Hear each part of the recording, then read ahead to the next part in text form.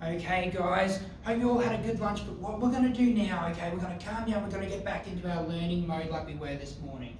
So, what we're going to do is we're going to expand on our circuits that we've been looking at. So, lesson 1, earlier this week we were looking at our torches and what made a torch, how it worked. Lesson 2, we were looking at our parallel and series circuits, and then we also looked in our last lesson at the current and the flow of electrons in our bicycle analogy. So we're wanting to remember that. But what we're going to do today is we're going to expand on that and look at something a little bit different. So first off, let's have a little look at our learning objectives. So the first one is identify and describe materials that are conductors. Okay, there's some new words in that, but we're going to look at them in a bit. Our other one is make a switch for a simple circuit. Again, we haven't looked at switches, but that's what we're going to be doing today.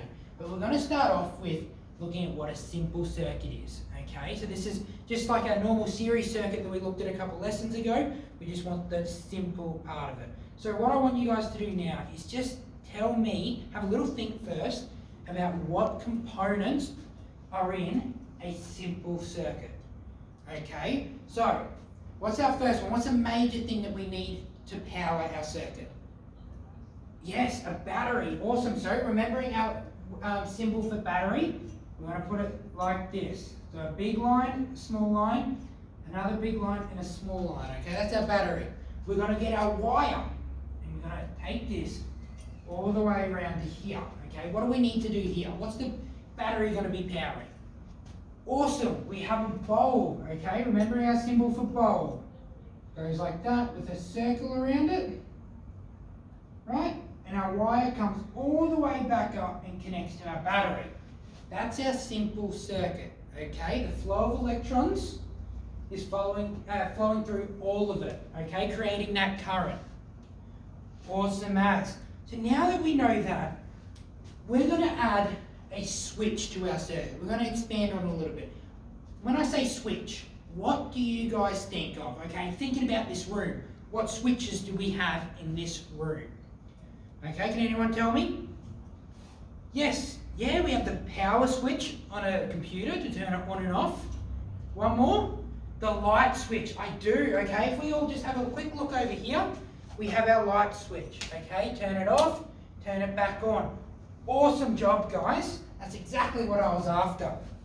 Okay, now that we know what a light switch is, okay, we're going to use this diagram and we're going to show where it goes on this, okay?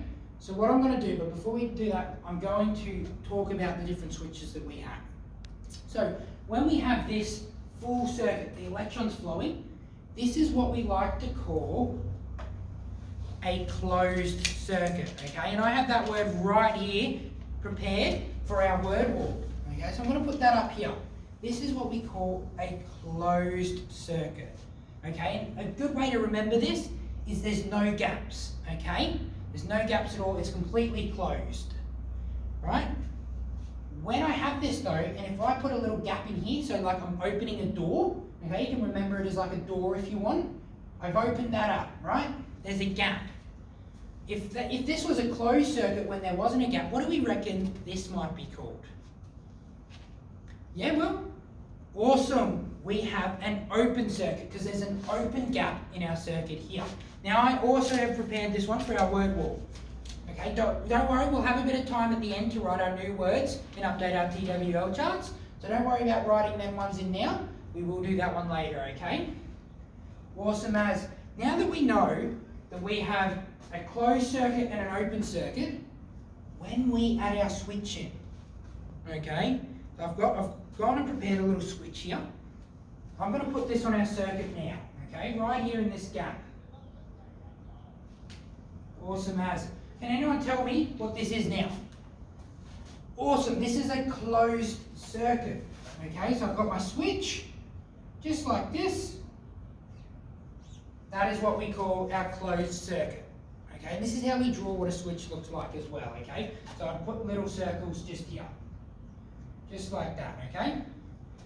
Now, if this is what a closed circuit looks like, what do we reckon an open circuit might look like? I'm going to draw the wire and the start of it. What do we reckon? Oh, okay. Oh, that was awesome. Talking about our door again. You've opened the door. I like that. Okay, so we have an open door, and this here is our open circuit. So, what we're going to do is we're going to play around with switches, okay? So we have our closed circuit, our open circuit, okay?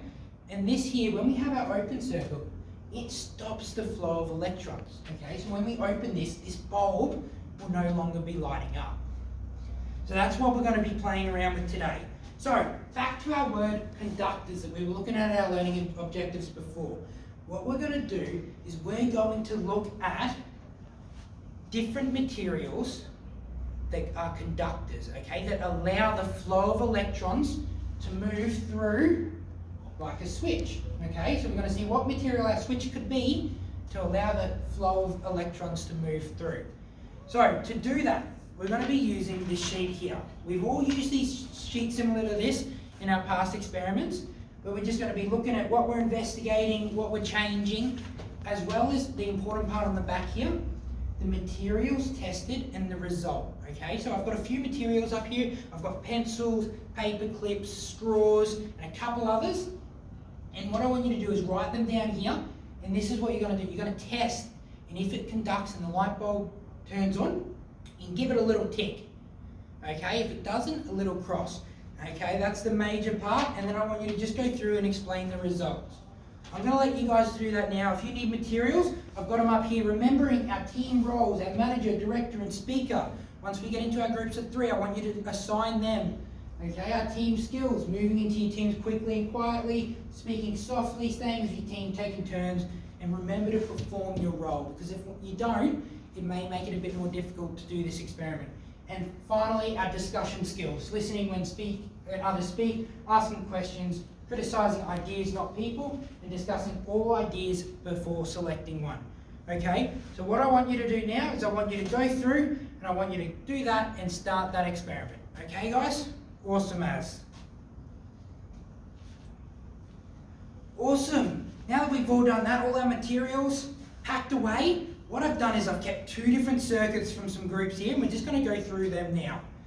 Okay, so in our sheet here, we have our materials test. We're just going to go through and see if all of ours are similar.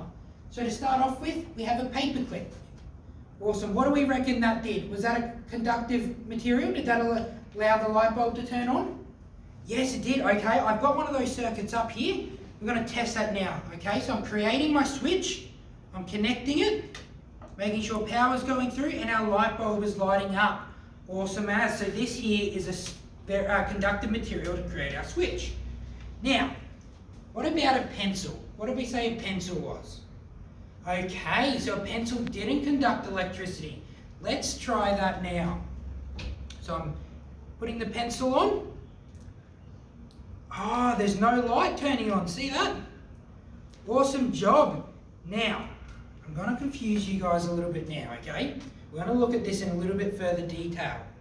So, we say that the pencil isn't a conductive material. It isn't a conductor, okay? But what I've gone ahead and done is one of my pencils from home I've brought in and I've sharpened both sides of it, okay? So we have the graphite showing on either side. When on this pencil we have wood on this side and graphite on this side. What we're going to do is we're going to check if graphite changes, okay? So I'm going to hook this up and I'm going to put this together. See that, guys? Our light bulb's turning on there. So what does that tell us? Yep. Yeah, so graphite is a conductor. So can I get you all to add that on now? In your materials tested, I want you to put in graphite and I want you to give it a big tick, okay? Because we have looked at that graphite is a conductive material. Well done. Okay, so what we're going to do now is we're going to be finishing up the lesson, but there's a few things we've got to do. One, I've got to add a couple more words onto our word wall here. So I have the word conductive. Okay, you can also write conductor if you want, okay? And I also have the word switch, remembering to draw our little diagram with it, which I have down here as well, our switch diagram. Now, do we reckon that we have hit our learning goals? Let's read over them now. We identified and described materials that are conductors. I believe we did. Do you guys reckon so? Yeah, see, we did it just here. We tested our materials, okay? And make a switch for a simple circuit. Did we do that? I think we did. Remember, guys, when we joined them up? That was our switch. Okay, to finish off today, I want you to quickly draw this in your science journals, and I want you to update your TWL charts, okay? And just write in something new that you've learnt today. So it could be that you learnt how to draw the symbol of a switch, or how to put a switch into a circuit. Remember, you got open or closed circuits. I want you to write in your own words something you learnt today. Okay, once you've done that, guys, that's the ticket out the door for lunch. Okay, I'm going to check those as you hand your books up to me, and then you guys can go out to lunch. Thank you.